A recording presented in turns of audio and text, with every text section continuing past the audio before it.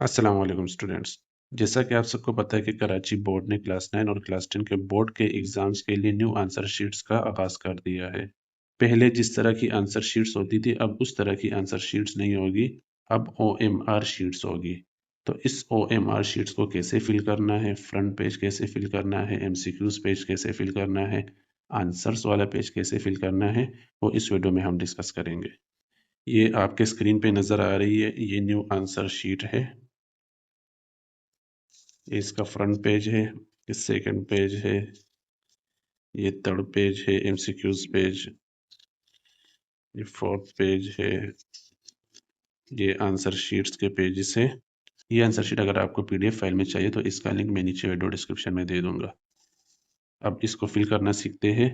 इस answer sheet में आपको एक चीज़ का बहुत ख्याल रखना है कि ये जो बार कोड है और ये QR कोड है, इस पे किसी किस्म की लिखाई नहीं होनी चाहिए, किसी किस्म का मार्क नहीं होना चाहिए, क्योंकि आपकी ये शीट्स मशीन पे स्कैन होगी तो अगर इन चीज़ों पे कोई ना कोई लिखाई आएगी तो फिर शायद सही तरह से स्कैन ना हो।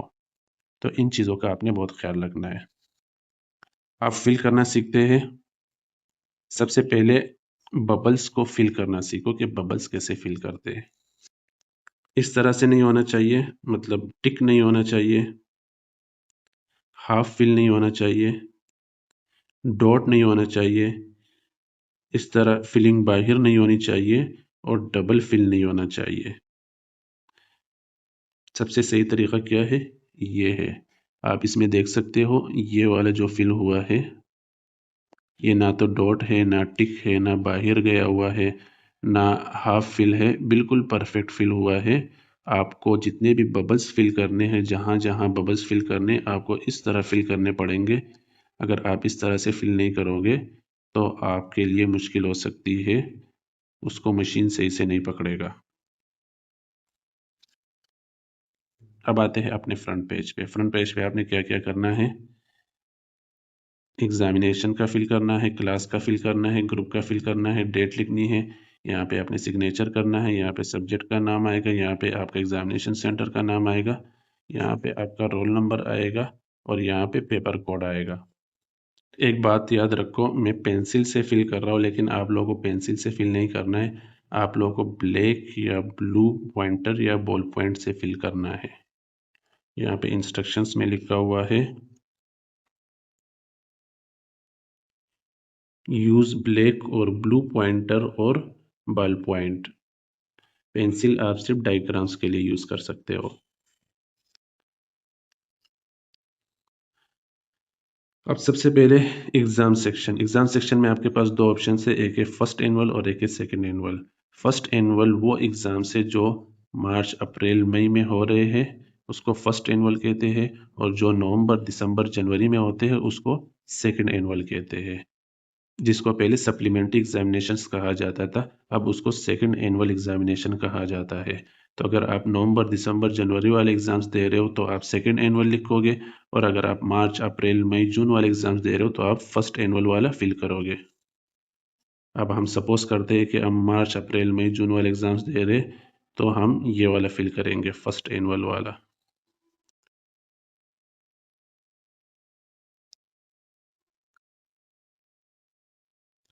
आप देख सकते हैं कि मैंने कैसे फिल किया, ना तो हाफ फिल है, ना फिलिंग बाहर जा रही है, ना टिक है, ना डॉट है, बिल्कुल परफेक्ट फिल हुआ है।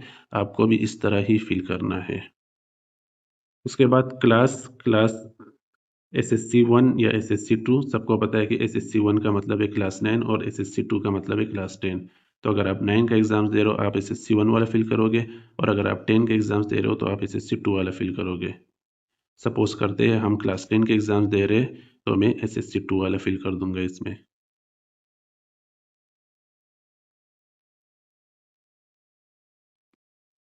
ग्रुप आपको पता होगा अपना ग्रुप, अगर साइंस ग्रुप है तो साइंस फिल करो, जनरल ग्रुप है तो जनरल फिल करो।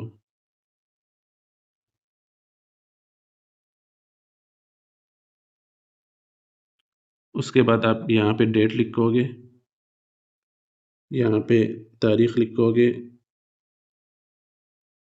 यहाँ पे मंथ लिखोगे और यहाँ पे ईयर लिखोगे। यहाँ पे आप सब्जेक्ट लिखोगे।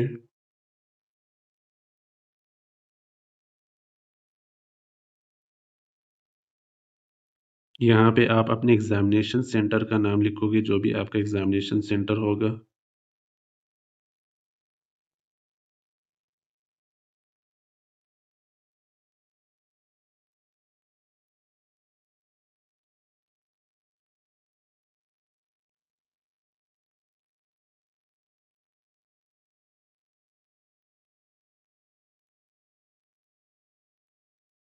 यहाँ पे आप अपना सिग्नेचर करोगे। यहाँ पे आपके इन्विजिलेटर का सिग्नेचर आएगा। जो भी आपका उस वक्त टीचर होगा, मतलब आपकी क्लास की मॉनिटरिंग कर रहा होगा, वो यहाँ पे सिग्नेचर करेगा। आपने यहाँ पे कुछ भी नहीं लिखना है। उसके बाद आप यहाँ पे अपना रोल नंबर लिखोगे, जो आपके एडमिट कार्ड पे लिखा हुआ होगा।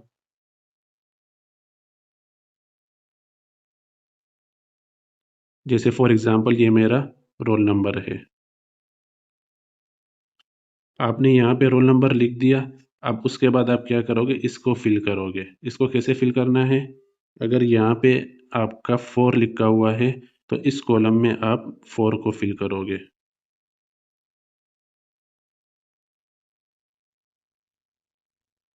इसी तरह यहाँ पे जो लिखा हुआ होगा वो इस कॉलम में फिल करोगे। मेरा 6 लिखा हुआ है तो मैं 6 को फिल करूँगा।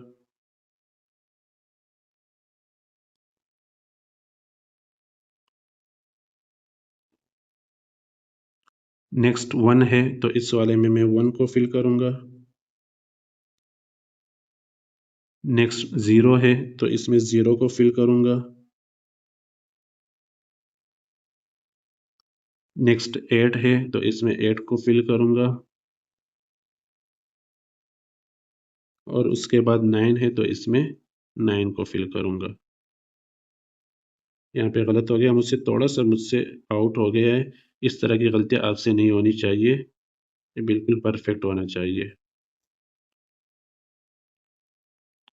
इसी तरह फिर आप यहाँ पे पेपर कोड लिखोगे। ये आपको जो पेपर मिलेगा उस पे एक पेपर कोड लिखा हुआ होगा, वो आप यहाँ पे लिखोगे। जैसे फॉर एग्जांपल मुझे एक पेपर कोड मिला है DCFAB। फिर सेम इसी तरह फिल करोगे। यहाँ पे अगर आपका D है तो इसमें D वाला फिल करोगे। यहाँ पे C है तो इसमें C वाला फिल करोगे। यहाँ यहाँ F है तो इसमें F वाला फिल करोगे। यहाँ A है तो इसमें A वाला फिल करोगे। और यहाँ B है तो इसमें B वाला फिल करोगे।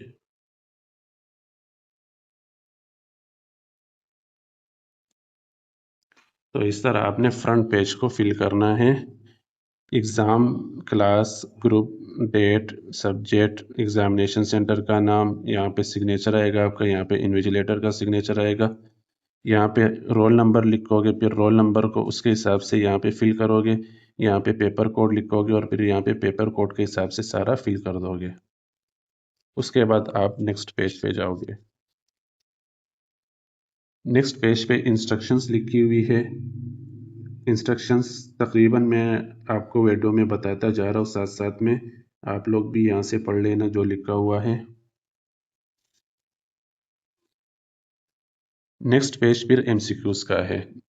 जो आप एमसीक्यूज सॉल्व करोगे वो आप इसमें फिल करोगे। कैसे फिल करोगे, ये आपको सैंपल दिया हुआ है कि कैसे फिल करना है। तो इसमें आपने कुछ भी नहीं करना है, आपने यहाँ से शुरू करना है।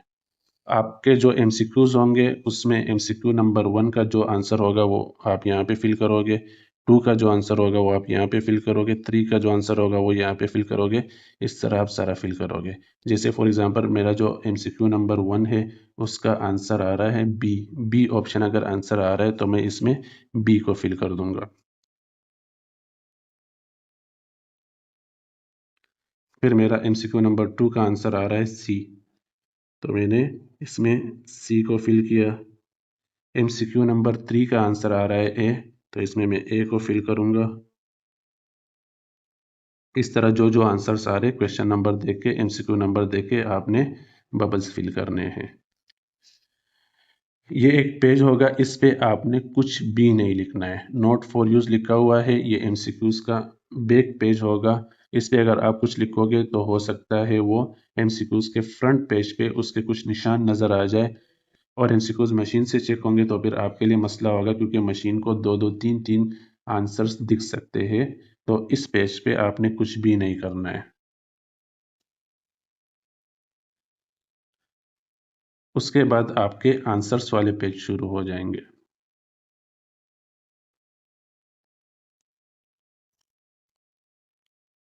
आंसर्स वाले पेज आपने कैसे फिल करने हैं?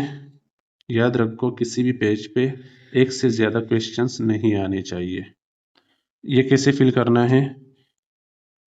यहाँ पे आप वो क्वेश्चन नंबर लिखोगे जिसका आंसर आप इस पेज पे लिख रहे हो। जैसे फॉर एग्जांपल मैं क्वेश्चन नंबर 3 का आंसर लिख रहा हूँ, तो मैं क्या करूँगा, यहाँ पे क्वेश्चन नंबर 3 लिख दूंगा। 3 लिख दिया, 0 लिखने की ज़रूरत नहीं है, मैंने गलती से लिख दिया। जो भी क्वेश्चन नंबर होगा वो आप यहाँ पे लिखोगे, और फिर वही नंबर आप यहाँ पे फिल करोगे। जैसे अगर ये क्वेश्चन नंबर 3 मैं कर रहा हूँ, तो इसमें मैं 3 वाला फिल करूँगा।